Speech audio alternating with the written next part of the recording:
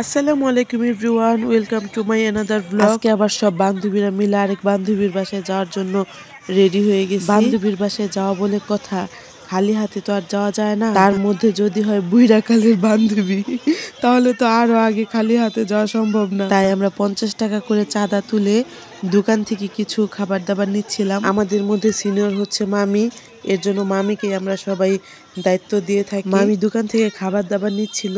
আজকে আনাহিতাকে ওর বাবার কাছে রেখে গেছিলাম, এর জন্য কোনো রকম শুধু রেডি হয়ে কোনো রকম জামা পরে বের হয়ে গেছি। তারপরে এই যে আমার এই ভাবির বাসায় গিয়ে বাকি কাজটুকু কমপ্লিট করছি। টুকটাক একটু সাজুগুজু করলাম ভাবির ওইখানে গিয়ে। আর হচ্ছে ইতিমধ্যে আমাদের আরেকটা ভাবি চলে এসেছে। আমাদের মায়েদের চাইতে বাচ্চা কাচ্চার সংখ্যা বেশি হয়ে গেছে। আমার 2 বাচ্চা, আরেক ভাবির 2 বাচ্চা, আরেক ভাবির 2 বাচ্চা, মোটামুটি কয়েকজনের 2 বাচ্চা করে আছে। আমরা যেখানেই যাই 2 বাচ্চাকেই তো সাথে নিতে হয়। আমার তো একটা অপশন আছে বাসায় রেখে যাওয়ার, কিন্তু বাকি 2 জনের 3 জনের অপশন নাই, ওদেরটা সাথে নিয়ে যেতে হয়। এর জন্য বেশি ক্যাচ বাচ্চাদের সংখ্যাটা বেশি হয়ে যায়। বক বক করতে করতে আমাদের গন্তব্যে চলে এসেছি। আর আমরা এক অটোতে ধরবো না, এর জন্য আমরা 4 জন এক অটোতে আসছি। মামি আর একটা ভাবি আরেক রিক্সায় আসছে। আর আমাদের ব্যাচের আরো 2-3 জন আসে নাই। আমরা সব এক হইলে আমাদের 3টা অটো লাগবে।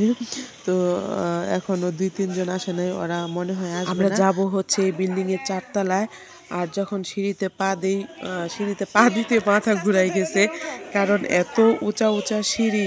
তো আমরা কোনোভাবে যাইতে পারবো, সমস্যা নেই, কষ্ট হইলেও বাচ্চারাও যাইতে পারবে।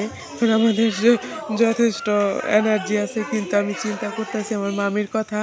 আমার মামির যে স্বাস্থ্য, ওনার খবর হয়ে যাবে। আর আমাদের একটা খালা আছে, উনি পিছনে পড়ে গেছে, ওনারও কষ্ট হবে, কারণ ওনার বয়স হয়েছে। এরকম খাড়া সিঁড়ি বেয়ে ওঠাটা আসলেও খুবই কষ্টকর। তো খুব হাঁপাই গেছি উঠতে উঠতে। এখনো উপরে 4 তলায় যাইনি, কেবল 1 তলা উঠাই আমরা সবাই হাঁপাই গেছি। আর মামি অনেক আগে আগে আছে। তো আমি ভাবতেছি মামির কি অবস্থা হয়েছে। আমাদের জামালপুর যা আসলেও অনেক সুন্দর, সেটার প্রমাণ আজকে আবার পেলাম। কারণ ভাবিদের এই 4 তলা থেকে জানালা দিয়ে এত সুন্দর সামনের একটা ভিউ, অনেক ভালো লাগছে। তো ওরকম উপর থেকে ওইভাবে দেখি নাই কখনো, আজকে দেখে সত্যি খুব ভালো লাগছে। আর আপনাদেরকেও দেখাবো, একটু ধৈর্য ধরে আমার ভিডিওটা দেখতে থাকে। আমরা এসে ঘরে ঢুকে 5 মিনিট একটু বসে রেস্ট নিছি। তারপরে ভাবির বাসা ঘুরে ঘুরে দেখলাম। আর হচ্ছে এই যে দেখেন, জানালা দিয়ে দেখা যাচ্ছে কত সুন্দর একটা মসজিদ। অনেক ভালো লাগতেছে মসজিদের ভিউটা। আমার ক্যামেরায় ভালো আসতেছে না, আর হচ্ছে অন্ধকার অন্ধকার আসতেছে, কিন্তু এত ভালো লাগতেছে সরাসরি চোখে না দেখলে বুঝবেনই না। এখানে পরিচয় পর্ব হচ্ছে, এক বান্ধবী আরেক বান্ধবীকে বাহিরের জগতের সাথে পরিচয় করায় দিচ্ছে। ঘরের মধ্যে আলো কম ছিল, তার মধ্যে হচ্ছে আমার ফোনটা ডজভাঙ্গা, যার কারণে 2টা মিলে শেষের ভিডিওগুলো একদম জগা খিচুড়ি, অন্ধকার অন্ধকার হয়ে গেছে। তারপর আমি অন্ধকারের মধ্যে আপনাদেরকে একটু দেখানোর চেষ্টা করতেছি। তো আমাদেরকে অনেক কিছুই খেতে দিয়েছে, একটা একটা করে বলা সম্ভব না। এদিকে আনাহিতার বাবা আনাহিতাকে নিয়ে হাজির হয়ে গেছে, বাসার নিচে এসে ফোন দিছে নামার জন্য। ও আমাদেরকে নিয়ে একটু ঘুরবে, মেয়েকে নিয়ে ঘুরবে। তারপরে আর বেশিক্ষণ দেরি করলাম না, অমনিতেই চলে গেলাম। আর অনেক চেষ্টা করছে ওকে উপরে আনার, কিন্তু উপরে আসে নাই। তাড়াতাড়ি যাও,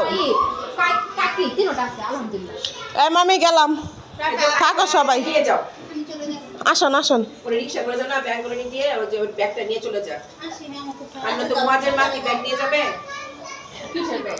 জুতা পরো।